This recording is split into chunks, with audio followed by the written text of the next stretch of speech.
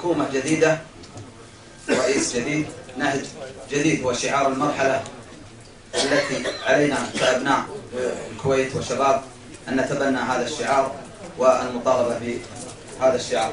الكلمة الآن إلى الناشط السياسي الدكتور خالد الشهير المطيري.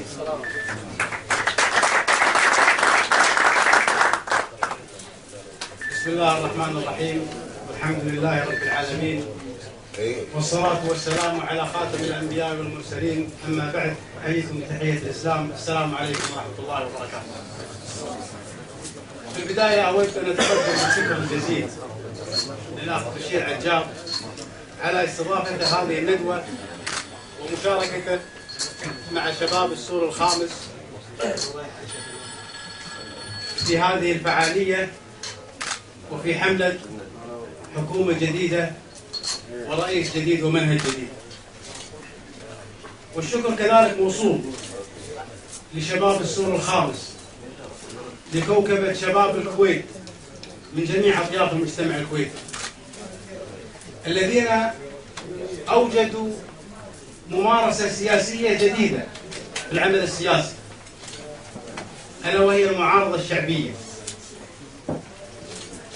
في الثمانينات والسبعينات كان هناك معارضة شعبية، ولكن في ظل تغيير البرلمان. ولكن المفهوم الجديد اللي أوجدوه شباب السور الخامس هو إيجاد المعارضة الشعبية جنبا إلى جنب مع المعارضة البرلمانية. لماذا المعارضة الشعبية؟ لعدم ثقة الشعب الكويتي في معظم النواب اللي وصلناهم إلى البرلمان. الآن أصبح الدستور الكويتي في جيب الرئيس والنواب كذلك في جيب الرئيس، فبذلك كان لزاما أن تكون هناك معارضة شعبية يقودونها شباب السور الخامس. البعض يحاول النيل من هذه المجموعة وربط عمل هذه المجموعة وممارستها السياسية السليمة في المطالبة برحيل ناصر محمد. البعض يحاول أن يصور هذه المعارضة أو يقرب هذه المعارضة مع ما يحدث في الوطن العربي من ثورات شعبية. ما يجب أن نؤكد عليه أننا في الكويت بمنأى عن هذه الثورات الشعبية بسبب وجود دستور 62. ما تجده الشعوب العربية ب 2011 من حريات وجدها الشعب الكويتي قبل 50 سنة في دستور 62، وهذا ما أكد عليه مساعد وزير الخارجية الأمريكي قبل أسبوع، أن الكويت هي البلد العربي الوحيد البعيد عن هذه الثورات طالما كان متمسكا في دستور 62. البعض من نواب الحكومة ومن الحكومة قاعد يحاول أن يصور ثورة الشارع على ناصر محمد هي ثورة الشارع على النظام، وهذا الكلام مو صحيح. الفرق بين ثورة الكويت أو الثورة الشعبية في الكويت والثورات الشعبية في الوطن العربي أنهم يريدون عزل النظام في البلدان العربية، بينما نحن نريد عزل ناصر، وهذا حق كفل لنا الدستور وفق ممارسة ديمقراطية شعبية. لماذا يرحل ناصر محمد؟ الأسباب كثيرة. ناصر محمد أعطي فرصة نعتقد أنها فرصة كافية، شكل 6 حكومات، رجل لا يستطيع أن يدير هذا البلد. وأنا أؤكد على نقطة مهمة جدا، أن الكويت بأميرها ولي عهدها وحكومتها وشعبها أكبر من ناصر محمد، فلا يجب أن نختزل الكويت بناصر محمد. إذا أنت تعارض ناصر محمد فأنت تعارض الكويت، وهذا كلام مو صحيح. أنا لا أريد أن أطيل في إخفاقات الحكومة. النائب فلاح الصواب تطرق إلى العديد من المشاكل ومن إخفاقات الحكومة، لكن ما يجعل الشارع يعارض أن لدينا حكومة غبية. اسمحوا لي على هذا التعبير، حكومة تصنع التأزيم، حكومة تختلق وتفتعل المشاكل، ابتداء من رفع الحصان عن النائب فيصل مسلم وانتهاء بطلبهم من المحكمة الدستورية بتفسير بعض المواد. أنا أعتقد أن هذه الحكومة لا تستطيع إنقاذ الكويت وجعل الكويت من مصاف الدول المتقدمة في الوطن العربي. لذلك نحن نطالب مع احترامنا الشديد لشخص ناصر محمد، ولكن نقول الرسالة وصلت للشيخ ناصر. في أول عدم تعاون لك وقف معك 35 وتقلص العدد إلى 25 نائب، وهذه رسالة يجب أن تقرأها جيدا. وقف معك نص النواب، وللأسف لو كان ال 25 نائب ذولي وقفوا مع رئيس الوزراء بقناعة ما عندنا مشكلة. لكن ال 25 كلكم تعرفونهم بدون لا أسميهم، وباع الكويت وباع متطلبات أو مطالب الشعب في مناصب وترضيات أقربائهم، وأنا ما له داعي أذكر أسماء وأذكر مناصبهم، لكن استعرضوا الأسماء 25 وشوفوا منو حط أقربائه مقابل ضحى في مطالب الشعب. أنا شفت اليوم تصريحين لسمو رئيس مجلس الوزراء.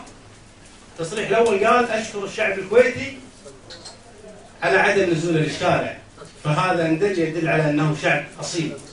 أنا أقول يا سمو الرئيس في 8/3 راح يطلع الشعب، فهل الشعب غير أصيل؟ هل إذا خرج الشعب في 8/3 هو غير أصيل؟ وإذا خرج الشعب في 8/3 يا سمو الرئيس هل تترجل وترحل؟ التصريح الآخر وهو فهم الشيخ ناصر الخاطئ للواقع السياسي بالكويت. في السابق كان هناك تسريبات حكومية عن تشكيل حكومي جديد أو تغيير في بعض الوزراء حتى يمتصون غضب الشارع. اليوم الشيخ ناصر تحدى إرادة حتى نواب الموالاة. آخر واحد صرح فيه يوسف زلزلة في قناة الرأي أمس، صرح قال يجب تغيير 6 وزراء.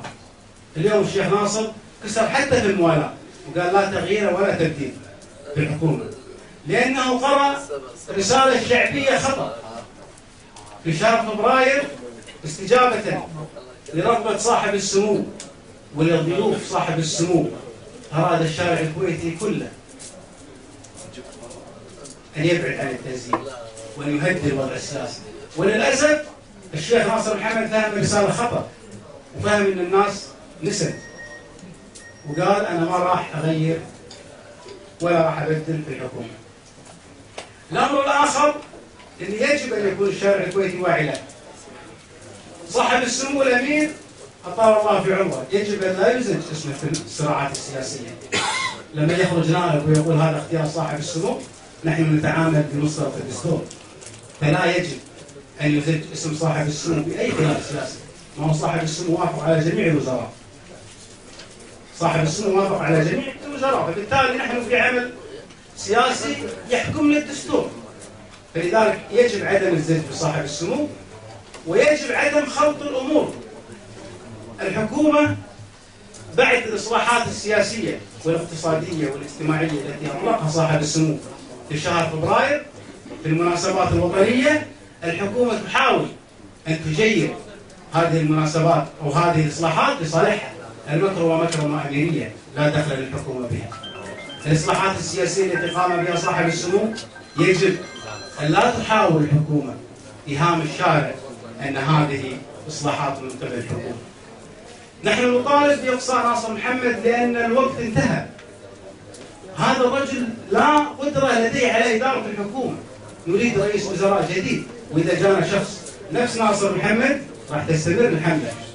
نريد رئيس وزراء جديد يأتي بنهج جديد ويأتي لنا بوزراء دولة يعبرون عن رأيهم في مجلس الوزراء، لا أن يأتون لنا بكبار الموظفين ولا يستطيعون إبداء حتى وجهة نظرهم داخل مجلس الوزراء. لذلك أنا أطالب وأوجه نداء إلى كل الاتحادات الطلابية والمنظمات النقابية والاتحادات العمالية أن يوم 3 هو تحدي. إذا كل واحد منا، وأنا قاعد أقول حق الأخوان، نحن لا نحتاج إلى كثير من الأدوات.